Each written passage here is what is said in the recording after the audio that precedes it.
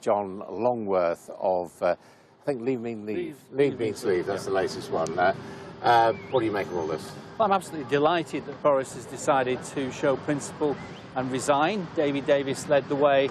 He is the Brexit Secretary. It says everything you need to know about this Brexit deal that the Prime Minister's put forward.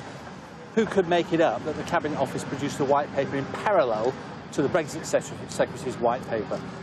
A white paper, of course, which breaks the manifesto that the Tories put out at the last election, that crosses Theresa May's own personal commitments on the red lines, and that is not actually Brexit.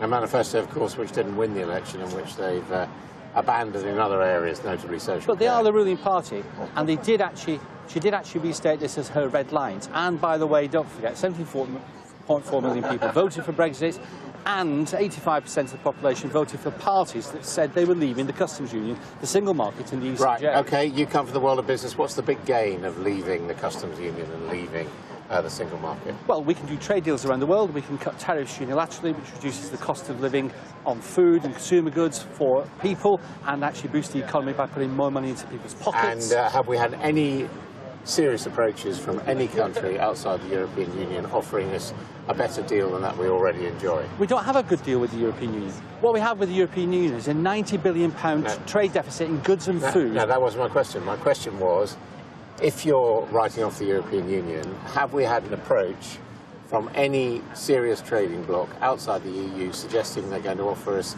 better terms than we have under the EU? The fact of the matter is this. Well, we haven't, is the answer. No, but we've... I mean, let's just get this clear. Hold on. We have not had a better offer, have we? You're asking a question that's biased. 80% of the economy is not even concerned with trade with the EU or anywhere. So actually, leaving the EU boosts the domestic economy. So this is the F-business approach as advocated by Boris Johnson, who you admire. And furthermore, the fact is that the EU have a £90 billion trade surplus with us on goods and services. It has not worked for us, and we have no access to them on services because there is no single market in services in the EU to speak of. So it's a complete stitch-up. Well, this is the Donald Trump approach, saying anybody who has a trade surplus with you is wrong. No, the EU is a said. protectionist zone that favours our EU partners and not us. If we free ourselves from that, we can boost the domestic economy. We already have How does that more work? trade with the rest of We the are world. currently an EU partner. How does that mean they favour other partners rather than us? It's the same rule for everyone, Because we have 90% of our economy is services, 10% is manufacturing. Right. For the EU, it is completely different. The Germans are manufacturers, the French produce agriculture. And Mrs May had proposed, in Chequers, an opt-out on services.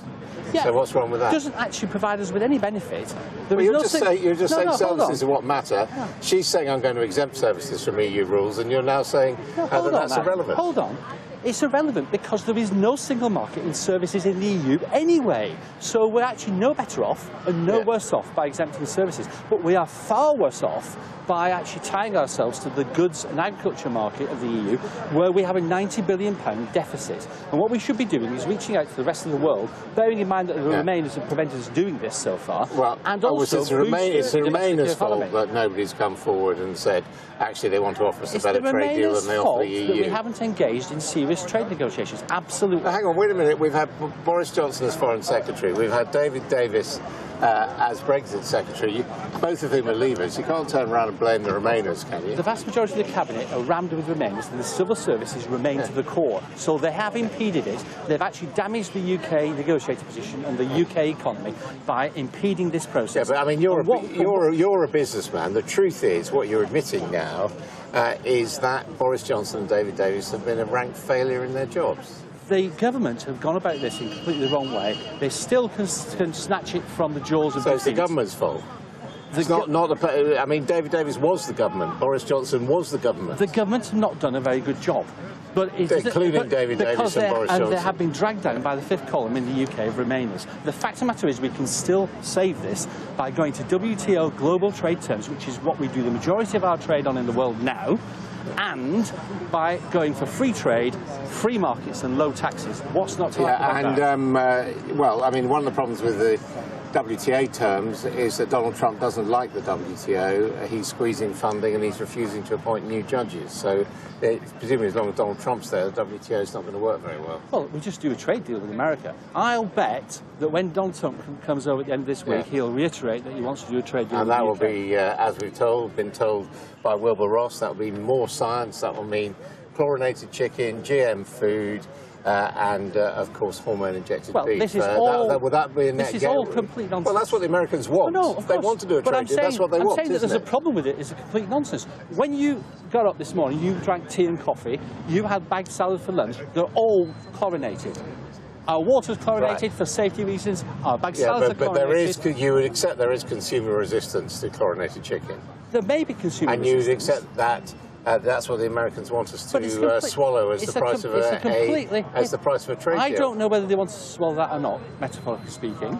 The fact of the matter is that it's a complete hypocritical approach. Okay. Because all of these things we already have in the UK. John Longworth, thank you very much indeed.